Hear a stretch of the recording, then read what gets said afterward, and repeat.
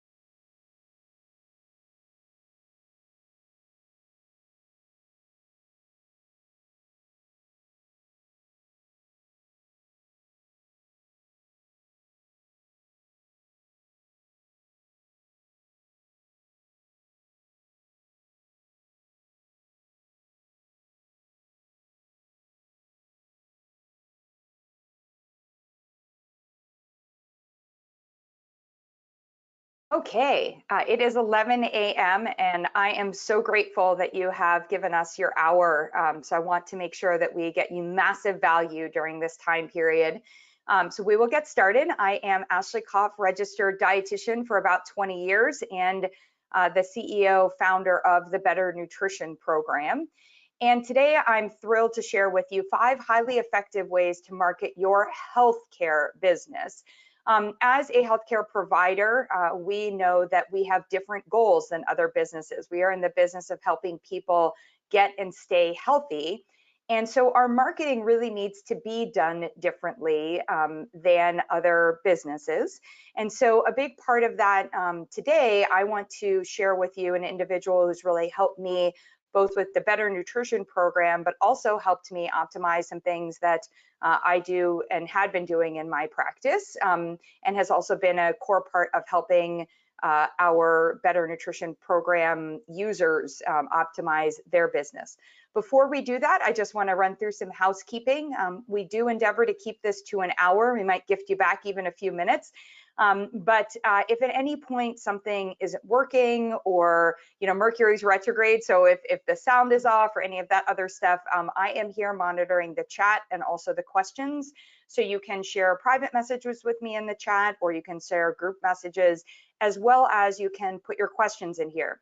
Now, normally we like to keep the questions to the end, but I do understand, because we've got a couple of different segments here, that if you have a question that's very applicable to a certain segment that you may want to ask it and help you by getting an answer there, it's going to help you continue on. So I will be navigating that and taking us through that Q&A as we go along. So feel free to put a question in the question box at any point in time. You will also be getting the slides and this recording, you'll be getting the recording of this tomorrow tomorrow sometime middle of the day.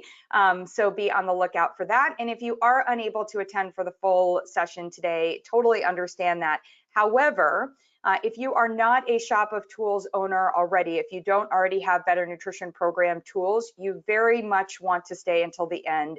We have an incredible bonus offer that really ties together everything that you will be learning today about how to market your business for as efficiently as possible and also for the greatest outcomes, and it ties in with our Shop of Tools. So I want to make sure that you have that bonus offer as well. All right, we're ready to do it. I just want to say welcome to everyone who is joining. I know sometimes it's 11, we're all dropping in. Maybe we had a patient a couple of minutes ago and dropping in. So as you pop in, just a reminder, you will be getting the recording, so you'll be able to hear from the beginning. Okay. So what do we all want? Everybody on this call wants better business. Normally when I'm presenting this to the consumer audience, it's, hey, we want better health. Well, we want our better health, but we also are in the business of delivering better health for others. So we here have the better business is the focus today. And if we have it, we're looking to grow it and to keep it. And if we don't have it, we're saying to ourselves, all right, what do we need to do to get it?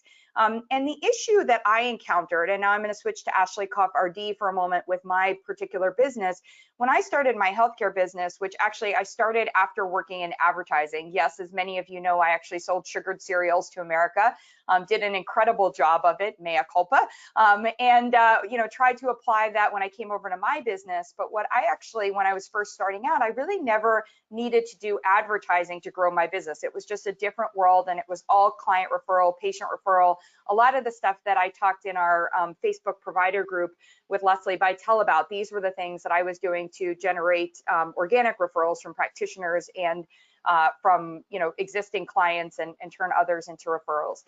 But the world has changed, and one of the things that I'm really aware of is that there are a gazillion resources out there that we can be spending money on to help us market our business. In fact, I even did one of these courses so that I could get CEUs, so that I could just make sure that I was able to renew my license, right? But what I found in a lot of these materials is they do not tend to focus on the business of a healthcare provider. And our business has to be different. Our businesses are different. Our marketing as such has to be different. And so for me, that's why it's actually taken, especially with the Better Nutrition Program and with Ashley Koff RD, it's taken me a lot to figure out and to go in and find resources that can understand both the world of online marketing, which is what we're going to talk about today, and also understand me as a healthcare practitioner. I am not sending out generic emails to people. I'm not going to let other people post social media posts for me. And I also don't care about reaching as many people as possible. I care about reaching the right people and also with the right message and making sure that I'm selling them, I'm marketing to them, and I am selling them because this is a business, not a hobby, but I am selling them on my value and how my value differs then from what they could Google or what they could, find through other online programs or things like that. And so today we have an incredible expert with us, a real tool in our toolkit, and I'm very excited to introduce him. So that is what we are going to do. And we're going to dive right into 5 ways to market your healthcare business most effectively. We'll talk a little bit about how to assess your business. You don't need to be doing all 5 that he brings up today. So, what's going to be better for you and how do you develop that strategic plan for yourselves? And then I want to focus on how you can get the tools and the support that you need to make this happen. So I don't want this to be a session where you learn a lot, but then leave and go, okay, how do I actually do it? And that takes us into our bonus, which is going to be an opportunity for you to actually work with us on doing this. And that's going to be something that is included in your program. And then we're going to get marketing and be sharing results. So I have the opportunity now to introduce you to my colleague, Jason Resnick of res.com. I love that. And Jason will introduce himself in terms of what he does, but I just want to share for you what he has done for my business. What he has done for my business has helped me to identify ways to segment, ways to help make sure that my communications are talking to people in a better way. For those of you that may have been receiving communications from me for the past 3 years, you'll notice that we have certainly evolved and we're able to have conversations, different conversations even between dietitians and personal trainers or doctors, different conversations between clients and doctors I may want to get referrals from, like all these differences in there. And then also how I can amplify my voice and be able to scale what I am doing so that I'm reaching more people with my marketing, but bringing them into what is going to be a better solution for them. So Jason, welcome. Thank you so much for joining us today. Yeah, thanks for having me, Ashley. I'm super excited to be here. And as you know, I could talk marketing all day long. And so I'm really excited for this. I'm from New York, so I'm going to talk fast probably. I'm also a marketer. So at the same time, there might be some lingo that I use that maybe needs some clarification. So just how I like to present I'm more of a conversational type of guy. I love Q&A, I love chatting and things like that. So as Ashley said, if you have a question, don't hesitate. Don't wait till the end or afterwards or something like that. Just pop it in the chat or the questions box, and we'll get that answered for you.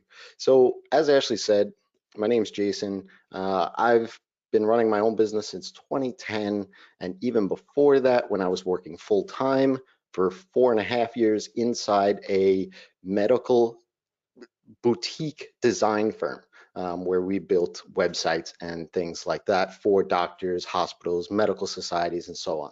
And what I really do is I help established online businesses get more customers, repeat customers, and create fans of their brand. And I do this really by a way of helping to build a strategy and then implement that strategy through behavioral marketing.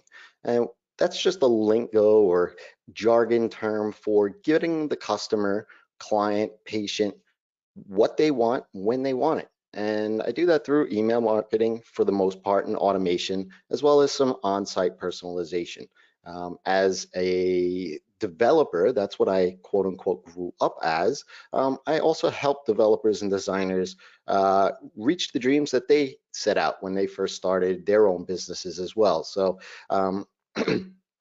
with that being said, I want to just, like I said, if you have any questions, I'm fast talker, tell me to slow down, whatever you need to do. Ashley's there monitoring the chat, and I think she's driving the ship as well. So we can just progress if there's no questions. Yeah, and I noticed there is a question from Muriel saying she can't hear the sound. Muriel, you may be muted. I will ask just if everyone else, of course, as I said, Mercury's retrograde. So I just want to make sure if anyone can just let me know that we're okay on sound. I think it may be Muriel on your end. You just need to unmute. Okay, great. Thank you to the team. All right, Muriel, we will get you sorted. And if you have to watch at a later time, we will make that happen. Jason, onwards. So do you want to just, I noted here you have your business and you also have Nurture Kit. Do you want to explain what Nurture Kit is, and then we can dive in, or is that something you're going to be explaining as you go along? Sure. No, Nurture Kit is a productized service that I've built out of my existing services with my clients, where I specifically work with ConvertKit customers. And now ConvertKit is an ESP, or email marketing service, that then allows them to, at different stages of their business, whether they're first starting out or they're a little bit more mature and they're starting to run ads and things like that, where I help them get their account situated. So it's just a productized service in which you know exactly what you're going to get and how long it is, and it's kind of like buying a product off the shelf. So with that being said, why don't we move to the next slide, and we'll get underway here. So when Ashley invited me to come on and share some of the tips and tricks that we're going to learn today, is that, look, Ashley said we have to market our businesses in a slightly different way than we may have been accustomed to, but that doesn't mean that we have to reinvent or recreate everything. We certainly don't want to recreate our business. We want to be mindful of our time, and we also want to be mindful of certain conversion points. And now you're going to probably hear that term conversion point throughout the course of this presentation. But what that really means is that it's the point at which maybe a lead or a customer moves to the next stage of the business. So when somebody first finds out about you, a conversion point would be that they go to your website, and then they may fill out a form on your website to reach out and potentially get more information from you. That reach out is a conversion point. Another conversion point is when they actually show up for their first session and essentially pay you. Right? That's a conversion point. Another conversion point is when they come back for more and more sessions. So all of these points in the customer journey are conversion points. And so when I talked about all these 5 strategies and tips and tactics, I wanted to really focus in on both conversion and time. Right? So with conversion, we want to keep in mind, what do they do to become clients, right? We know through conversation, maybe on the first visit, right? What's the symptoms? Why are we here? Why are we having this conversation? So we want to know what do they do to then become clients, right? We also want to have them understand what they need to know to get to that next conversion point as well.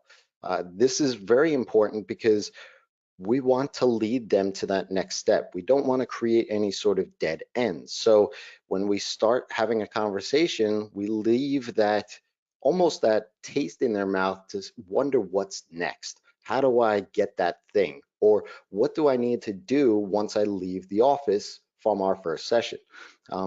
We also want to understand, what are we doing well, right? We all have our strengths and weaknesses, right? Some people are great at sales, while other people are great at, customer or client support, ongoing, right? And so those things that we are doing well, we want to leverage even more and just maybe accentuate some of these marketing strategies in those points of which we run our businesses. And then most importantly, are we making sense to them? Meaning, are we speaking the same language as they are, right? And so when I use clients, right, for me, I'm in the services-based business. So that's who I work for, my clients, right? So many of you have patients, right? And the stores in which we shop in normally, they have customers, right? So when we are talking to them, are we using their language? Are they understanding what we say? I mean, we're a very technical field, so there are times where we'll use acronyms and things like that maybe they don't know about just yet. So we have to make sure that we are using a language in which they understand. And then most importantly, look, as I said, we don't have time to reinvent anything, and we have very little time to learn anything new. So what I always try to incorporate in any sort of marketing is a way that it seems natural in the course of the evolution with a potential client, because then they don't seem like I'm trying to sell them, right? Yes, it may come off salesy at certain points in time, but at the same time, it's natural to the evolution, the conversation that I'm already having with them. So we can move on to the next. So what we want to learn today is four of these five actually can be done in less than 30 minutes. And a lot of it, we're going to leverage what is available to us, both inside our business and things that we can obtain or use that are already out there in the world, right? The idea here is we want to create that what's next for them in their business, right? So there's different conversion points at which somebody is aware of you and interacting with you, right? So there's this buyer journey, right? And the buyer journey starts at the awareness phase, where they see that there's a problem, maybe they're trying to figure out what's going on. Then there's a consideration stage where they know what solutions are out there and they're starting to weigh their options. And then there's the buyer stage, when they have narrowed down that focus into what it is that they want to buy and who they want to work with, right? And so what I want you to do is I want you to walk away from this saying, hey, yeah, that one I can do, or these three I can do. I could put these together in 15, 20 minutes, and we can walk away by using these tools over the weekend. And those are my two sons, the 3-year-old, and he's now 10 months old. It's amazing. And my 3-year-old always says easy peasy lemon squeezy. And that's what I want you to walk away saying as well. So the first thing, I'm going to run down this list and then we're going to dive into it. So if you have any questions at any stage, definitely shoot them in there. We're going to talk about a lead magnet. And that's more or less a thing that you give. And now it could be an audio, it could be video, it could be a download, a piece of content that you give to potential people that could be a customer on your website. And then we're going to talk about a follow-up sequence. And that's really just exactly what it says. When we deliver the lead magnet, we want to also follow up at the end. Um, then we're going to talk about this thing called the endless funnel, and I'll dive into what that exactly means. And as many of you are aware, no doubt, most of your patients come by word of mouth. Well, I'm going to talk about word of mouth marketing. And then the fifth one, which is the only one out of the group that probably you couldn't implement in 30 minutes, we're going to talk about group sessions and programs. So first and foremost, we're going to start at the beginning. It's a lead magnet, right? So if you have a website already, and I took a look at the attendees list, and I noticed some domain names there, and so I peeked at what your guys' websites were and things like that. So what I wanted to say is that if you have on your website to join my list or sign up for the updates, you're missing out on a lot of eyeballs, right? You are getting less than 0.1% opt-in. So less than 1/10 of the people that actually see your site will sign up for that, because there's no motivation to do that. If you have something that says send a message or contact us, that's even a lower percentage, because what happens is with that, you actually putting the work on them to take action, and they really don't know what to expect from that. But you're also putting more work on yourself to spend time answering those sort of pick your brain type questions, because you have no expectation as to what that message could be. And finally, if you have a book now button, that's a huge, huge ask, especially for the people that are just looking around in that awareness stage, right? The people that do book now, yes, they might actually convert. And I'm not saying to get rid of that button by any stretch of the imagination, but to have that as your biggest call to action, especially on your homepage, it, you're asking a lot from the people in that awareness and consideration phase to do. And then, are you following up after that first session, right? So if they book now, what are you doing afterwards, right? So I think we could do a lot better in these sort of things. Ashley, good. Yeah, and I just wanted to add to that too, like because as I'm talking to so many of you, when I do the training that's a part of the shop of tools, you get a live training or a personalized training with me. This is like 1,000. So yes, 1,000% on your website, because we're also investing to try to get people to our website. But now I'm seeing, a lot of people are saying, oh, I do the book now button on Facebook or on Instagram. I'm doing, the sign up for more and those kinds of things. And so just as you're talking about this, it just reminds me to also be thinking about those other touch points outside of your website where you may be doing some of this as well. And I know you're going to talk about that. It came to mind for me, but I will advance the slides, go back to my duties. There we go. Okay, great. Keep going. So in order to that point, yes, ultimately what you want to do is you want to give value to anyone who may need your service, right? From the first point at which they've learned about you to signing up and then signing up again and so on and so forth, right? You want to be able to deliver value to somebody. So in that respect, you could build this lead magnet and then promote it everywhere on your socials. Like, there's plenty of people that are on, Instagram and Facebook that then you go ahead and you get their top tips for this, right? Or you get the, hey, this is the menu or program that you use. And so when you build out the lead magnet, and I'll talk about that here in a second, is that you want to talk benefits and the transformation that that person is going to receive. You really want to keep the focus on them and not you. It's hard, and it's a little bit of a shift of mindset when you do this, right? Because they have a problem, they're struggling with something, or they have a need in some sort of way, and they want to get from point A to point B. Yes, your credentials and who you are and all your services are going to get them there, but really, in order to get that first opt-in there, you want to talk more about, hey, this is what this world can look like for you if you go ahead and download this today. And look, in the shop of tools, you could use a menu or an evaluation as your lead magnet. right?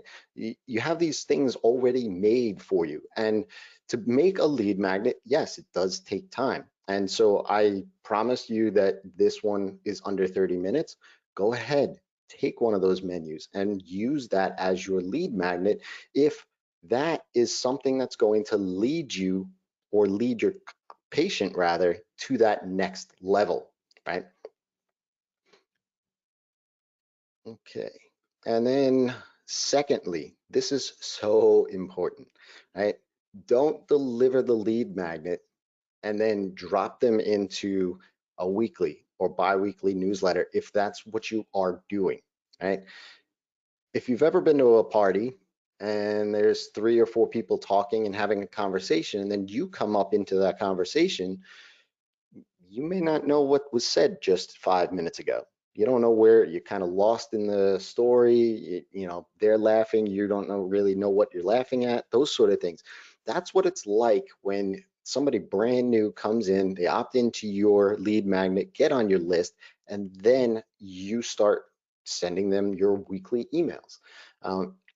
The worst part about all of this is if you have people sign up and then you don't do anything, right? Then they're like, okay, well, I got this thing. So should I wait around for them to reach out to me, or should I reach out to them? Like, you don't want to leave them wondering at all, right? You want to make sure that you're engaged with them, because what happens is that I'll tell you, I've been in this business for a long, long time, and there's plenty of businesses, not just in the healthcare space, but plenty of businesses that do just these two things.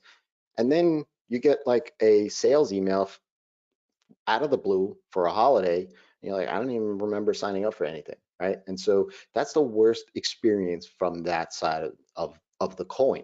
Um, so what we want to do is we really want to do all of these things instead, right? So again, you want to talk about them, keep it you focused, right? All the emails are definitely, you want to talk, you want to almost write it so that you're speaking to one individual, whether you have a 1 person, 100 person, or 10,000 person list. Following up obviously keeps you front of mind, but it also holds them accountable, right? So what I'm going to share with you in the follow-up in an email is, as Ashley pointed out, tomorrow you'll get this in an email, is a sequence. And so when you hold them accountable, you're doing this by, hey, you downloaded this thing the other day. Just kind of curious to see if you got that message, and if you've downloaded. If not, here it is again. And then you can follow up a week later saying, hey, here, it's been a week. Just curious if you've had any sort of issues or questions around that thing. And then you can follow up a week later and say, hey, you've had this now for 2.5 weeks. Is there, these are the sort of results that if you've also worked through this, this is what other people have got from it as well. So you can actually play the game of, hey, you should be doing this thing. I don't want you to, sit on your laurels here. You went ahead and downloaded this thing, so I want to make sure that you get the most from it. And keep it simple. Yes, you could do personalization and segmentation and all that, but especially if you're just starting out, just keep it simple. Just a sequence of 3 or 4 emails and away you go. The nice thing is that if you do want to put a little wrinkle of complexity into it, you could start to learn about who they are. You could prompt them in the content to say, hey, hit reply if you have any questions, or hit reply if this is working for you, or if this is not working for you, right? And so you could start to engage with them in that sort of light as well. And then you could start to see from a loose data perspective some of the responses that people are giving you, right? If they're doing really, really well with this thing, then you could then go ahead and move those stories up the food chain, meaning putting it on your website to say, hey, this download is free for you, and all of these people are getting all these amazing results from that. I love that. And I think you buried the lead a little bit. So I just want to or not buried the lead, buried the opportunity. I just want you guys to reflect back on something that Jason just said, which is he's actually going to send you this tomorrow. So part of what we're actually doing in the way that we set up this whole marketing of this webinar is taking you through this experience. So everything from texting. So I actually love using the text option. If those of you did that, then I get your email instead of grabbing business cards at an event or writing on social media, click on this link, but then you have to like go to my profile to grab the link, etc. I love that texting idea. You ended up here, we're going through this, and then at the end of this, you might go, okay, but how do I, how am I putting this all into action? All right, we're gonna actually see that tomorrow. You're gonna see how our lead magnet and actually how even using a webinar can be a lead magnet to your services. So we will be going through that part. So I just wanted to highlight, because Jason, you went through it and I was like, oh yeah, I wonder if they are hearing that, they're getting that piece. So that was one thing. And the second piece that I wanted to point out is also, this is a really important part when you talk about keeping it simple and how you follow up, holding them accountable. You're also setting up how your relationship is going to be when they actually come in to see you as a client. So, one of the things that I've worked on throughout my career and early on had some pretty good misfires with were things like boundaries. So, yeah, I let somebody text me, or, if they were canceling and then I was like, oh, maybe I shouldn't charge them. Or, if I sent them something and they didn't fill out the paperwork, I still let them come in for the session. Well, when we start emailing like this and we say, hey, you know what, I need you to reply back to me with X, so that when I send you the next thing, I'm going to send you the right information. That actually starts to set you as the person that is going to be sharing things with them and requiring them to be a participant in this. You're not instructing them, but you're requiring them to be a participant. And you'll be able to also see pretty early on the ones that are not, if they're not stepping up to participate with you here, they're not going to be the better clients. So this is a really great way to vet out. They sort of self-vet out the clients that are not, or the prospects that are not going to be better clients for maybe for your in-person or your higher offering. They may end up being a great client for a program, which we'll get to at the end. And the final thing that I wanted to say here that I've learned in both the lead magnet and in this space, and Jason's been really helpful for me with this part, is, there's a lot of marketing programs, as I mentioned, that people can take out there. There's B School and all these other things. And a lot of them tell you to like start off emails like, hey friend, or hey, all this stuff. And it's like, hold on for a second. Like, I'm not actually looking to friend you. I'm not coming to you as, an influencer or somebody who is trying to just sell you something. When I send my communications, it's really important to me that I'm sending them, if you're receiving my emails, that I am sending them as a practitioner who values you, my colleague, and I want to share with you things that have worked and also have that conversation with you, colleague to colleague. And so the voice that you're putting behind, you want to keep it simple, but you want that voice to not be a voice that someone out there in marketing has told you works. You really want to make sure that it's the voice of a practitioner who is having a conversation with their potential patient or referral, if your marketing is for practitioners for referrals. So anyway, just wanted to share those pieces, and we're moving on to number 3. Yeah, and before we moved on to number 3, and I think that's a good point here. It goes back to what I was saying before, is the language that you use, right? So yeah, all of those programs that you see online that they say, hey, this works great, just take my scripts and run with it. Those are great starting points, but you have to understand, as you start to use them and prompt people for replies and start hearing the language at which they're using, even just in the language, talking with somebody over the phone or in the office, you start to then go ahead and say, okay, yeah, let me make sure that I'm using the language that they understand. And that was one of the first points that I had made. So thanks, Ashley, for bringing that up again, because it's super critical. Like, take the scripts that, especially like what we're going to deliver to you guys tomorrow, take them as a starting point if you don't have one, and then tailor them on later, because all of these marketing strategies and tips always are going to evolve anyway. Yeah. And I just want to a shout out to my colleague, Leslie Bytel, and my team members. We were actually just together and somebody was telling me, I hadn't heard about it, but it was something called Tiny Offer that apparently is just like this woman has made, you know, a ton of money. And she's like, oh, I'm selling people. And the whole idea is you start with something small and then you bump them up. And I'm like, okay, I could see that. But what does she have for healthcare practitioners? Well, she literally has a PDF that's like 365 ideas for your, I think it's Instagram Live or for Facebook Live, and you pay $27 to get this. By the way, save your $27. If you just sat down and wrote on a piece of paper 365 ideas, that's all that she's offering. And it's what you would expect every practitioner who is just starting out, and it's so boring. Some of them were actually incorrectly stated. So I was also like, what is this about? And it doesn't actually, you know, what it does to me is says like, you're no different for me than what I could Google or for what I'm finding on the internet if I just search a hashtag. And that's actually the reverse of using smart marketing. So you might be paying a tiny price, but you're getting, in my opinion, even a lesser value. So I think one of the key things that Jason's really talking about and what you'll get tomorrow is really going to highlight is I just want to loud and clear remind you, you are the special sauce. You have all this knowledge and this experience and your personality, or, you know, the, like for me, I love the NBA. So you're going to get a lot of references about basketball, you know, or these other things. You're going to bring that stuff in, and that is what is going to get your ideal customer coming in. And when you market properly, they're going to come in already with a relationship that is setting you up for that long-term journey that you guys are going to take together. So yes, had to bring that up because it frustrated me. But now we are really going onwards, onto the funnel. Okay. Yeah, so the endless funnel, right? And so funnel is a term that as a marketer, I have to deal with. I don't really like it, but what that really is that if you picture everyone in the world looking at your website, that's the top of the funnel. Then the next stage of the funnel is when they opt in, you actually get some piece of information. So like a lead magnet, you get their email, maybe their name.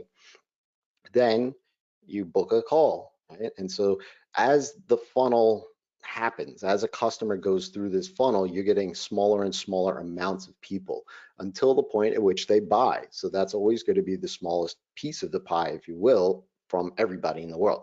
So with that visual in mind, this endless funnel is an idea that I had learned about from another smart marketer, where he basically said, look, there's a lot of freebie opportunities that you get, right?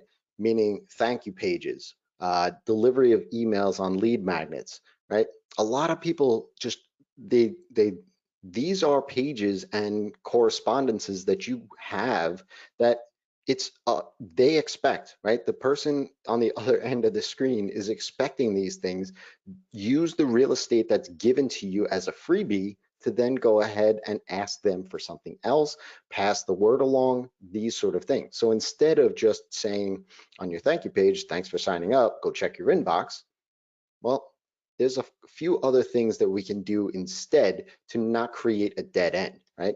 You don't want to lose opportunities on a free piece of content.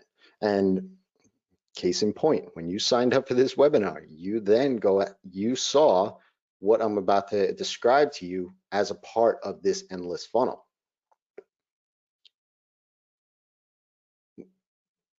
So as I said, you have these free opportunities, right? So on the thank you page, when you signed up for this, you had everyone that got the email, you had a chance to share this webinar with your friends or colleagues or anybody else that you felt that was, you know, a part of your audience that would have got some benefit from this, right?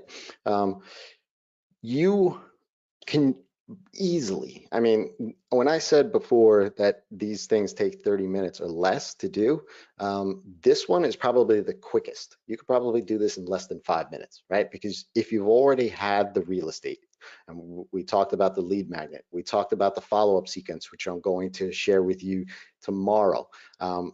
You have these assets already. You're leveraging these things to just add a couple of things to those pieces that are already existing to create this endless funnel. Because what you want to do is it's a way in which you can create this virality effect, right? So if somebody opts in, they see value in what you're giving to them, Well, they may have 4 or 5 friends that also could benefit from this, and give them the opportunity to share it.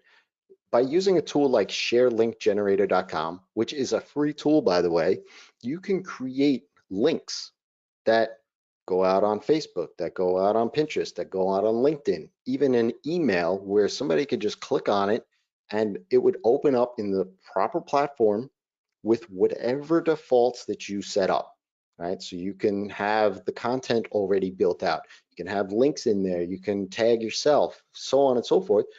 They can edit it, or they could just click share and away they go, right? So you save a ton of time on their end for doing the work, because if you just said, hey, send this to your friend with nothing else, they're gonna maybe cut and paste, send the wrong link, so on and so forth, kind of muddies up the water. But if you use a tool like Share Link Generator, you've now framed it in a way where you could say, hey, just click one of these links and share it with a friend, and away you go, right? You know exactly what link is going to be in there. You know exactly what you want them to say, and so on and so forth. And then you can also tag yourself, like I said, and when you see that happen, then you know if it's working or not working, but you can also follow up with them and you can say, hey, thanks for that. I appreciated that share. And it makes them feel like you're connecting to them. Now, word of mouth is, and I'm in the client services business, and word of mouth for me is 84% of my business. Now, I've implemented word of mouth marketing strategies, and the difference between just word of mouth and word of mouth marketing is that I have an expected return for the strategies that I'm implementing, right? And that's where the marketing comes in. Word of mouth is essentially leaving it up to chance, right? So if you're running ads, first of all, 3/4 of them, people that actually see an ad don't believe anything that's said in it, right? And as far as a service-based business, reviews are very important. It's sort of like that social proof element, right? And what happens is that 62% of consumers are actually going to look at reviews before even making a decision. And as I said, if you're leaving it up to chance, you're leaving a lot of money on the table. 92% of people believe recommendations from friends, right? So what you want to do is your patients that are coming to you, you want to spark that inspiration to share your name and or services or programs, so that then they go ahead and share it with their friends. And we could do this very simply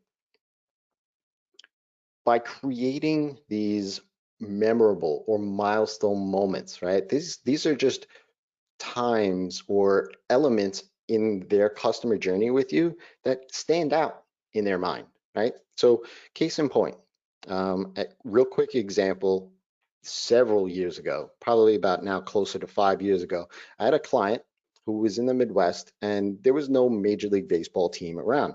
Now I'm a diehard Mets fan. I love baseball. I live and breathe baseball. And I knew that he and his son always went to a minor league game during the summer. It was just one of their things, right? And this is what I learned in engaging with him. So when we launched his website and his new campaigns and everything else, I went ahead and I bought 2 tickets for him and his son to the local game. And I sent a note along with it saying, have a great night at the ballpark. Congratulations on the launch. I hope you and your son have an awesome time, right? And it was just a gift, a memorable moment in his mind. Well, I haven't worked with him in 4 years, and he still refers me work. And so it was 2 years ago, I reached out to him, and every time he sends me a new lead and or client, obviously I reach back and I say thanks. But I said, hey, we haven't worked together in a period of time. Like, is there anything that I can do for you? Because you consistently give me good word of mouth recommendations. He said, no, everything's great. We're doing business, we're chugging along. But when you sent me that note to include my son in that moment in time, it wasn't that you bought tickets for me, but it was the fact that you realized that he was an important part of that experience for me. And so that was a memorable moment in his mind that is always going to stick anytime he hears somebody else. Referral networks is the easiest way to get word of mouth out there, right? And so, as a Shop of Tools owner, you could be inside the Shop of Tools provider network, right? And can make some sort of connections with other fields that are tangential to your own field. And you can use the evaluations inside of the Shop of Tools to share those results with your patient's other, basically their other doctors, their GPs, their trainers, and so on and so forth, right? And so when you share those tools with them, they then say, hey, this patient's pretty organized. And once they realize that, then they say, hey, where did you get this? And then that word of mouth starts happening back and forth. The easiest, most simple word of mouth marketing strategy on the planet right now is the PS at the bottom of an email.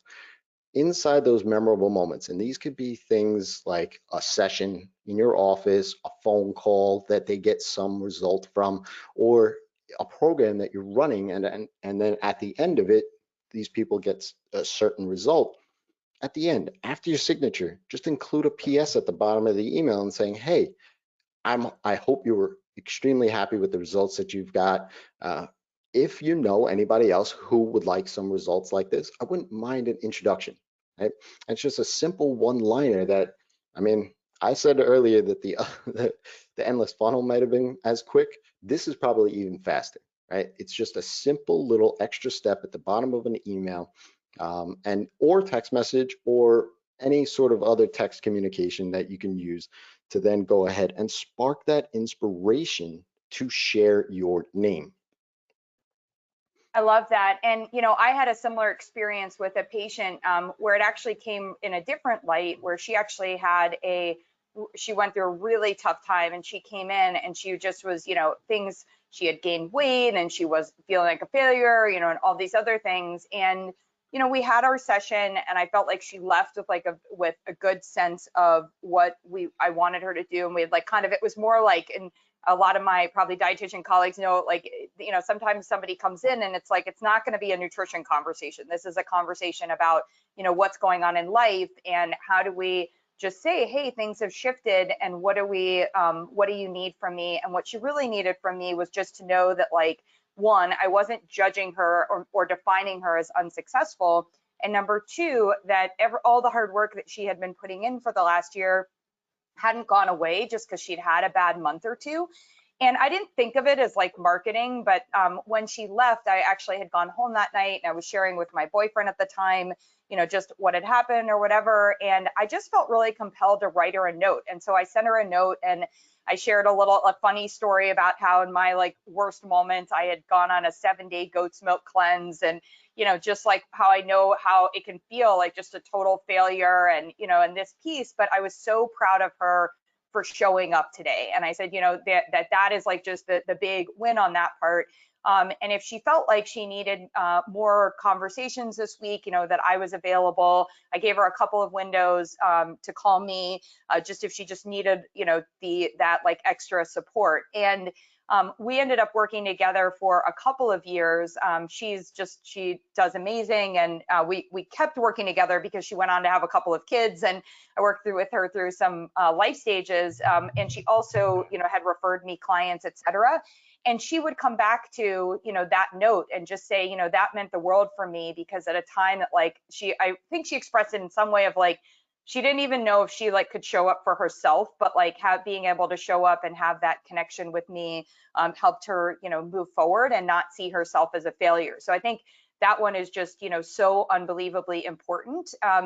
And to your point of, being able to do this also with our colleagues, I always, and you guys know if you've been on any webinar with me, our evaluations, our magnesium evaluation, digestive evaluation, heart health evaluation, all of them are the easiest ways. I consider them better than giving a practitioner your business card, because when you show that you do total nutrition assessment, the practitioner is going to be like, oh my gosh, I needed this. I am so glad that somebody does that. Can I refer your patients over?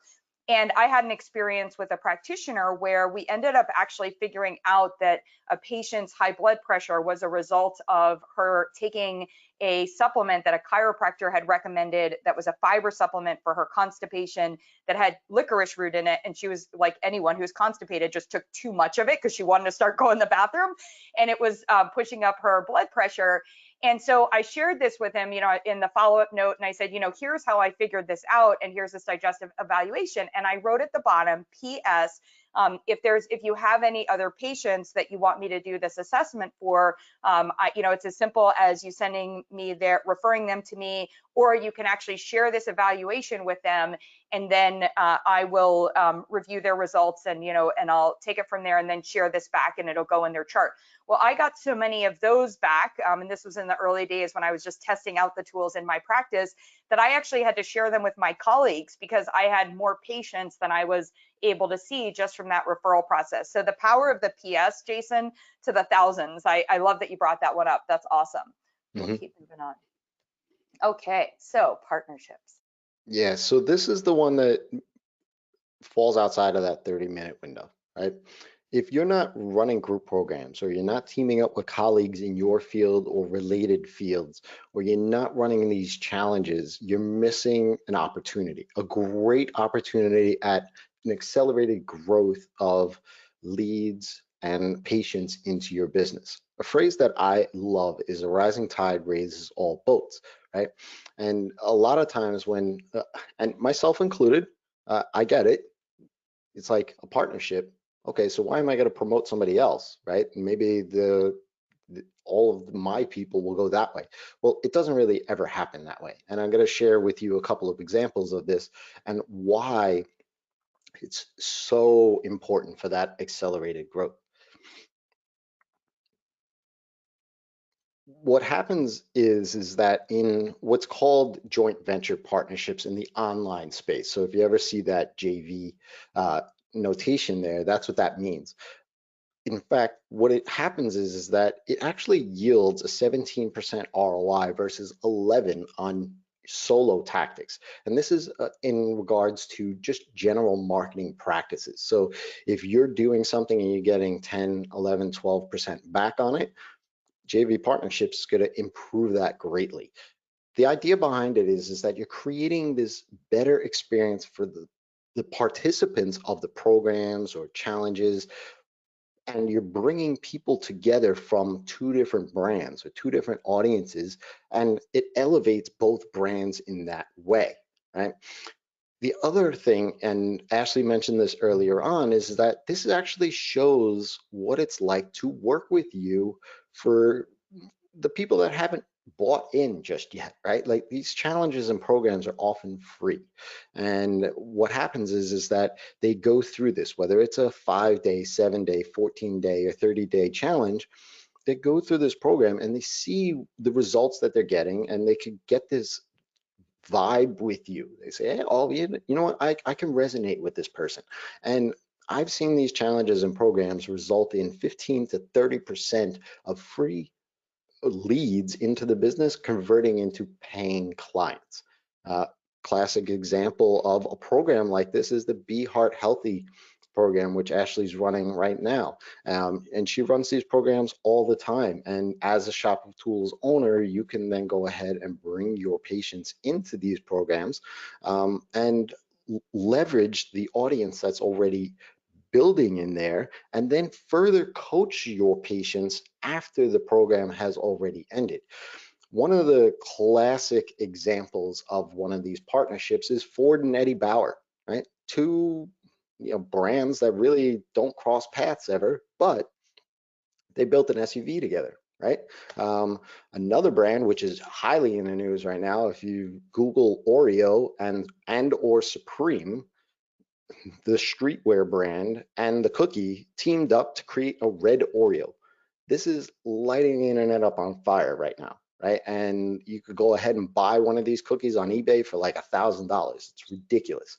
But these partnerships come together to elevate both brands in a way where it's beneficial to both sides of the coin to then say, hey, look, you learned this from this person, and we can work together in that sort of way. There's other ways in which the other audience, the other brand rather, brings in their audience, and then that's an opportunity for you to engage them. And so partnerships is so critical in the growth of any partnerships and the referral networks, right? Once you start to, they kind of work together. Once you start to see and build that referral network, you could start to see ideas come to light and collaborations that can be had between the two. I love that we just had an Oreo example. I'm like, sweet on that part, a little job security for us all. And good to know, like, one of the things that we should be doing in our social media is commenting on the red Oreo Supreme partnership. So there's just a little bit of content for everybody to use. But this one I value so much. I have an example. So we just finished the sugar shakedown, and for the Shop of Tools owners, they got the sugar shakedown slide. So they are now customizable, which means rip our logo off and go to town, using them and launching your own. And when I was doing the sugar shakedown, I reached out to one of our Shop of Tools owner, Meg Beretta, and I said, Meg, like, I know, like, this is your area. I do a lot in the, and I feel very comfortable having conversations about the sugar shakedown. I've been running this program actually for almost a decade now. But, so much has changed in the world of diabetes conversation, and in particular with like glucose monitoring and what are some of these things that we can check. So would you be willing to come in and actually teach in the program? And I'm like, I think it's like, whether it's good visibility for you or not, like, it would just be really meaningful for me. And of course, we'll promote you as part of this program. Well, she came in, knocked it out of the park, because Meg is brilliant. And we had actually three practitioners, when they finished the sugar shakedown, respond to me and tell me that they are now actually going to do a version of the sugar shakedown where they're actually having people get the glucose monitoring and doing a week of glucose monitoring as part of. All of that came out of the conversation that Meg shared in there. And, they also know that she's a resource as a practitioner. So, one, they got knowledge. Number two, they figured out how to amplify and actually, add value in the program that they are now going to run, and got that education. And of course, for us, it was a total win, because we were able to have somebody provide content that, like, I know about, but I'm not doing. So I was like, it's not going to be something that I would have been sharing in the sugar shakedown. So I think that's so important. And I've had other people who have said to me, wait, Ashley, I'm a little confused. Why would I refer somebody into your program? And I'm like, oh, well, because first of all, it's not my program. It's the Better Nutrition Program's program. And I'm actually just the host of it. And I'm driving it through that. And one of the other reasons you should is because I don't see patients anymore. You actually, we get people who all the time are signing up for these programs because, they want to do a program with me because they know they can't actually work with me as a practitioner. Well, at the end of that program, then it's like, where do we go? And I literally had one person when I said, okay, at the end of the program, this is when it's your opportunity to share what your business is and share your business link. One practitioner shared her information in there. So I was like, you guys, is everybody asleep at the deck? There are at least 20 people in this group right now that could have gone on to work with someone. So I think, like, those collaborations and understanding that, there are opportunities that are literally sitting in front of you. If you have a friend who is running a fitness program and you're a nutrition expert and you're not collaborating with them because you're worried, like, oh, that friend might be sharing some of the nutrition information, or like, I don't want to lead my patients over there, they may not, or whatever, totally missing the boat. I love the Eddie Bauer example. Thank you, Jason. I love that one. Yeah, absolutely. I mean, and like I said, all of these 5 things you can incorporate naturally into your business, right? And like the lead magnet, follow-up, endless funnel, those are actually one whole thing. But I wanted to share with you how you could progress, right? It doesn't mean you have to do all 5 today, right? Pick one that works best for you right now that you think you can implement, and by the weekend, have it running, right? Like, you take your first cup of coffee, right? Like, that's how I do things in the morning, especially with like working on the business type stuff. My first cup of coffee is my time, right? So in other words, however long it takes me to do that, that's what I'm going to spend the time on doing. So I'd love to, answer any questions that anybody has, obviously in the chat and the Facebook group as well. But yeah, this was, I hope there was some easy peasy lemon squeezy takeaway that you could get from this, as my son always says. And yeah, go market. Mhm.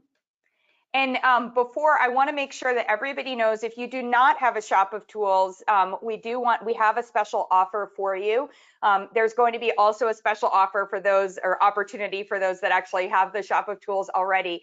But if you do purchase your shop before the end of the day on Friday evening, we wanted to give you some time if you want to also review this again tomorrow. You are going to get access to a private training with us. Now, we're actually doing this in June with a couple of our other favorite experts. But the reason that we're doing it a little bit later is we want you to go and start doing some of these things. And then what we're actually going to do in that session is take what you are doing and evaluate and give you very specific feedback. So it's going to be personal feedback based on what you're doing and how you could be doing it better. One of the things that I love from working with Jason, you'll see that there was a lot of, he didn't just share a lot of information here, he shared percentages, data. He is a numbers person. I'm very competitive and numbers oriented, and the only way that marketing works is that I consider it a success is if you are winning, if you are getting what you set your goals to be. And the way that we do that is you start trying certain things, and there's a trial time period. So we want you to get marketing, absolutely. But what we want to do is also make sure that we have the support for you to be using them better. That support is built into your purchase of the shop of tools. So you'll get a session with me. You've got access to all of these ongoing sessions that we do both in the Facebook group and the live trainings. We have videos for you. You've got a lot of stuff to help you move it along. But then what we're adding is, after a couple of months of trying those, what we're going to do is help you figure out, you know what, this is actually your sweet spot. This is your win. And here's how we now amplify that and help you take it forward. Because at the end of the day, one of the things that I think is that I've observed, not I think, that I have observed with so many of you in my interactions is you're doing everything. You literally, your marketing approach is kitchen sink. And we know, and I hear you, like, it's not even from desperation. It's like, and the other part that I love about my colleagues is you're not just doing it, you're doing it well. You're taking courses to learn to do it. You're, figuring out all of these things and staying up on it. But the reality is, from a marketing standpoint, is that we don't get where we want to go by doing everything and trying to do all of it well. It's the exact same thing with our patients. The reason that better nutrition evaluations are so effective is they help you identify that better next step for your patient, and then you help them take that step. And then when they've consistently been doing that, then we add another step, and that's how you get them to their better health results, instead of like throwing, hopefully we're not throwing 30,000 things for our patient and telling them to do all of it right now, because then that's probably overwhelming and they're not coming back or not getting those results. So one of the things that we want to help you with is to take a strategic approach to your marketing as a healthcare practitioner. And so our delivery of, for example, the next set of information tomorrow is very intentional, rather than including it all in here, because we wanted you to get the lay of the land here, and then tomorrow get the actual delivery piece, and that, as well as getting this recording so you can go back to it, get your shop of tools, get your session with us, get started. And then in June, we're going to have that session where we can evaluate the progress that you've made and help you identify what you could be doing better on that front. So with all of that said, we did have some questions that people sent in ahead of time. So Jason, I'll start with those, unless I want to give everybody here the opportunity, because you're live and you stuck with us, if there is a question that comes up immediately. So now's your chance. I'm checking out the question box. Okay. So Jason, one of the questions that we had early on was around the idea of paid, like when should you do paid ads to bring people into your funnel, as opposed to not paying, like, so I think essentially when I was reading through the question, it was, I don't have a big budget and I'm trying to figure out how to allocate it. So what would be your take? What would you advise to this individual? Well, my first advice is make sure that you have a rock solid funnel before you start putting money into that funnel, because you want to make sure that the person interacting with your funnel is moving in the proper direction. Because as you said, Ashley, you have certain goals. So if you're spending $50 or $100 or $1,000 on ads, you're expecting certain results. So you want to make sure that, one, before you start spending money, that the free people that are coming into your ecosystem, your funnel, is moving along properly. The language is right, the timing is right, and everything, and so on and so forth. So I would first line that up. I always look at it like this. Your funnel, the things that are organic in your business, is the engine. Ads are the gas that you pour into that engine, right? So if you have a bad engine with no oil and, well, I don't know, I'm not a mechanic, but let's just say the engine's terrible, right? When you pour gas into it, you start the car up and the whole thing freezes. Well, you're not going anywhere anyway, right? So make sure that that engine is tuned up perfectly, or at least in a way where you know you're getting positive results, that when that ad is turned on, that then feed directly into your funnel, that then those people are going to move along forward as well. So I hope that was helpful. Yeah, absolutely. And we had somebody else who said, is it worth split funnel testing 2 or 3 at one time, or does this complicate things too much? It complicates things for sure, but if you don't have enough eyeballs, the split test isn't going to give you anything, right? And so you want at least 1,000 people. Whenever you run a split test, you want 1,000 people going through each branch. That's going to statistically give you a good result, right? So if you don't have that traction, then don't do it yet, right? There's no point, because if you have 50 people going into one and 40 people going into the other and then 60 people going into the other, that doesn't help you in any sort of way, right? You really need a good number of eyeballs in there. And to back up to that first question is usually the order is you get the funnel installed and implemented, and you turn on ads, then you start to split test to see what ads are working, what funnel pieces are working. And the thing that I always encourage with split testing is just change one thing at a time. Whether that's the call to action, whether that's the entire lead magnet, whether that's a headline or subject line, change one thing. Because if you change too many things, then you don't know what works. I'm laughing out loud because Jason, consistently our responses back are I'm like, well, maybe we should try this, maybe we should try this, maybe we should try this, and he's like, Ashley, it's been an hour since we tried something else, like let it be, So there's also a piece of that, where there's a pause and allow the timing to pass, where you have enough people coming through, and you can actually see, what those results are. So yes, absolutely, great feedback. We had another question, which I think is a very common one for practitioners. And this person emailed in just saying that they do a lot of different services. So they really struggle to figure out how to not be like selling everybody a bunch of different services, but they want to sell all of, like, they have people that come in for their different, I guess as far as services, maybe they're saying like, I take people on kitchen tours, I do one-on-one consulting, I run a program, all of these things. So how do you shift your marketing to market a bunch of different services that, different people may be attracted to those different services? Yeah, so first things first is you have to understand what it is that the person who comes in is actually wanting, right? And you do that by figuring out what their language is, and understanding what it is that they need to know to get to that next step.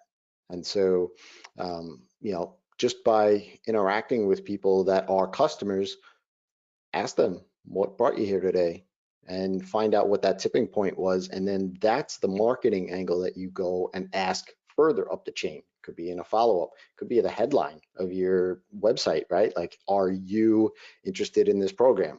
Well, people aren't interested in it, then they won't opt in, right?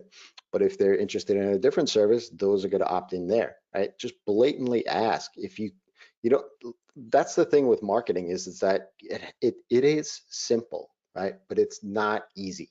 And so the thing is you want to keep it super simple, because otherwise you start to muddy up the waters and you start to talk to everyone about everything. And then the patients and clients coming into your ecosystem aren't sure which way to go, right? And so, case in point, I ask people immediately, like NurtureKit, hey, what's your ESP? Who are you using as your email provider?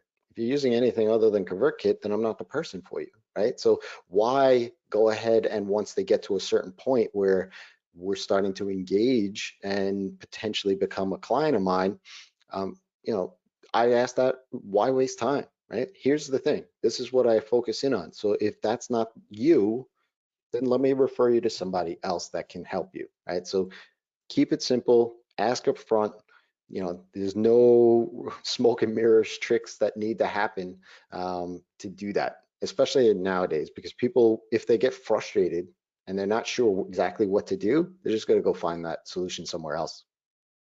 Yeah, and that's one, like, long before I had like some of these systems on the back end. So, we have Drip and we use Lead Pages for these, like when you texted today, if you texted register 123 to 44222, or if you've set up a call with me and you've texted talk better to 44222 to set up a discovery call, that experience is actually taking you through what we call a lead digit or an opt-in text.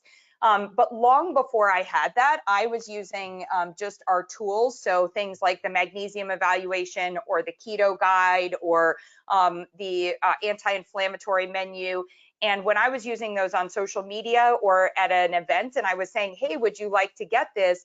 Then I was actually writing down, handwriting, or taking people's cards, because I used to have to do that. And I would say, when I would get that, I would note on there what you actually were interested in receiving from me, because then I also could go back to you with specific communication. So I guess I would add to that also that if you're doing a lot of services, I think you actually have to think about your services probably as either figure out a way that they go they go in order, or like really see them as individual and know who is going to be attracted to which services. So somebody who is interested in a virtual consult with you is probably not interested in going to the grocery store in your grocery store services. However, you could do a virtual grocery store tour that you record, and that might be something that they would want to go along with you on, or find as added value, or that kind of thing. So I think it's like just knowing what they're interested in, and then that's what you could deliver to them, or maybe in your emails around that, you share with them, some of the different things that you found at the grocery store, because they're not going to do your grocery store service, but they do still want some of that information. So I think the segmenting it and really talking to them about the individual services, is just so critical on that part. Yeah, I mean, you want to keep in mind what's next, right? And so the idea here is like, and great example there, like another example that I've seen a lot of people do is that, just case in point, if you're a virtual trainer and you're trying to get people to work out, right? Don't offer them a menu as a lead magnet, because those people are actually looking to nutrition to solve their problem, not necessarily work out. Even though that might be a part of the whole solution for them to get to where they want to get to, but those people are not likely to then go ahead and work out, because they really just want a meal plan or a menu or something of that nature. So you want to make sure to think about what's next and not just throw spaghetti at the wall and say, hey, I can do all of this stuff. Pick one or two or three things that are the entry point into the business, and then you can spider off from there. Great. And Muriel had a question, which, yay, that Muriel, you were going to be an email right after this to make sure that you could hear the sound. So welcome back also. It's nice to see you here. Muriel had a question that, Jason, I'm going to throw over to you to answer, because I think you know the breadth of platforms, but she was asking, what program or platform do you use to reach out with an automated text message? Yeah, there's different ways and there's different platforms out there. I mean, it's a broad question, because there's so many different ways and it depends on how you're going to use them. But there's things like Dial My Calls, there's things like Twilio, there's things like that where you are sending text messages out. There's plenty of other ones coming out. There's one called Community, which I think is a waitlisted one at this point because it's so new, where people are using it as sort of a new marketing angle. And to the point, it makes sense because a lot of people are, 98% of all text messages are opened, right? Now you get like 20 to 25% open rates on your emails. So I get why people are doing it. But yeah, I mean, there's definitely, I mean, you could just Google direct text platforms and you'll see a plethora of them. It really comes down to what you need and how you're going to use it, because a lot of these services also give you phone services that you might not need. Some of them are only inbound only, right? So like lead pages, while you can get opt-in texts, right? So 44222 is the number, and then we can then, create these other lead magnets of sorts that way, but you can't send through lead pages. So it's really a matter of the usage and what you're looking to get out of it. And there are a thousand gazillion things more that we could talk about. I took you guys over. We're at 12:15 almost. So thank you, first of all, Jason, so much for 75 minutes of your time. I hope you guys got a ton of value out of it. If you have specific questions, you can email us, team@thebetternnutritionprogram.com. If you want to set up a discovery call and talk to us about the shop of tools, please text talk better, all one word, to 44222.